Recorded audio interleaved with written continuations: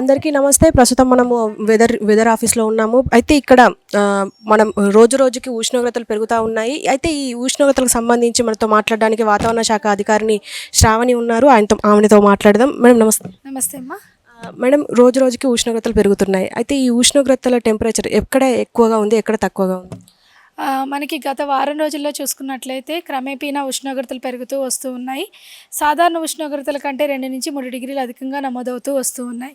దాదాపుగా ఈ సమయానికి అంటే మార్చ్ చివరాఖరిలో ఉన్నప్పటికీ 38-39 డిగ్రీలు ఉండాల్సిన ఉష్ణోగ్రతలు మనకి మార్చి నెలాఖరులో 30వ తేదీ కానీ 29వ తేదీ చూసుకున్నట్లయితే 40 డిగ్రీల కంటే అత్యధికంగా ఉష్ణోగ్రతలు నమోదవుతూ వస్తున్నాయి.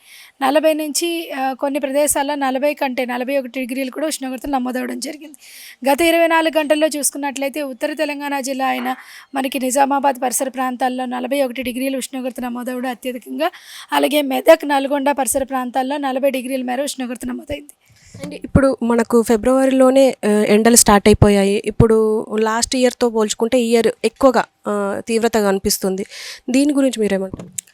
అంటే గత ఏడాదితో పోల్చుకుంటే ఈ ఏడాది కొంచెం సాధారణం కంటే ఉష్ణోగ్రతలు అధికంగానే నమోదవడం జరిగింది. చూసుకున్నట్లయితే మనకి అంటే సాధారణంగా ఉండాల్సిన దానికంటే 2-3 డిగ్రీలు అత్యధికంగా నమోదవుతుంది. దీనికి కొద్దిగా ఎల్నినో ప్రభావం ఉందని చెప్పవచ్చు. అంతేకాకుండా మనకి ఉత్తరాది నుంచి వెస్టర్న్ డిస్టర్బెన్సెస్ అనేవి ఫిబ్రవరిలో ఏర్పడడం జరుగుతుంది. ఈ సంవత్సరం the number count of western disturbances అనేవి చాలా తక్కువగా ఉన్నాయి. దాని యొక్క ప్రభావం వల్ల ఏంటంటే పూర్తిగా పొడి వాతావరణం ఏర్పడి ఉష్ణోగ్రతలు క్రమేపీనా పెరగడం అయితే జరిగింది. ఈ ఎండలు పెరిగిన సందర్భంగా అంటే నెక్స్ట్ ఇప్పుడు రాబోయే కాలానికి అంటే వర్షాకాలం వస్తుంది కాబట్టి దాని మీద ఏమైనా ఎఫెక్ట్ పడే అవకాశం ఉందంటారా? వర్షాలు ఎక్కువ పడే అవకాశం ఏమైనా ఉందంటారా? ఈ సంవత్సరం ఋతుపవనాలు అనేవి సాధారణంగా ఉండే అవకాశం ఉంది. ఎల్నినో ప్రభావం చాలా తగ్గిపోయింది. దాదాపుగా మనకి మే నెలలో పూర్తిగా వీకెన్ అయ్యే అవకాశం ఉంది. కాబట్టి మనకి ఈ మన అంటే నైరుతి ఋతుపవనాలు అయితే మాత్రం సాధారణంగానే ఉండే అవకాశం ఉంది.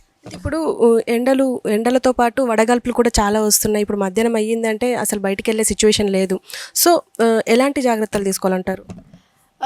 వడగాల్పులు ముఖ్యంగా మనకి 11 గంటల నుంచి 4 గంటల వరకు, అంటే ఉదయాన్నే మనకి డైరెక్ట్ సన్ రేస్ అనేవి ఉంటాయి. మనకి అత్యధికంగా ఉండేవి 11 గంటల నుంచి 4 గంటల వరకు. ఈ సోలార్ రేడియేషన్ ఇంటెన్సిటీ అనేది ఎక్కువగా ఉండడం వల్ల ఏంటంటే మనకి ఎండ వేడిమి తీవ్రత కూడా ఎక్కువగా ఉంటుంది. ఈ సమయంలోని ముఖ్యంగా దాదాపుగా అందరూ ఈ సమయంలో ఇంట్లోనే ఉంటుంటారు. ఒకవేళ ప్రయాణాలు ఉంటే చాలా వరకు ముఖ్యంగా వృద్ధులు కానీ పిల్లలు కానీ బయట ప్రయాణాలు చేయకుండా ఉండడం మంచిది.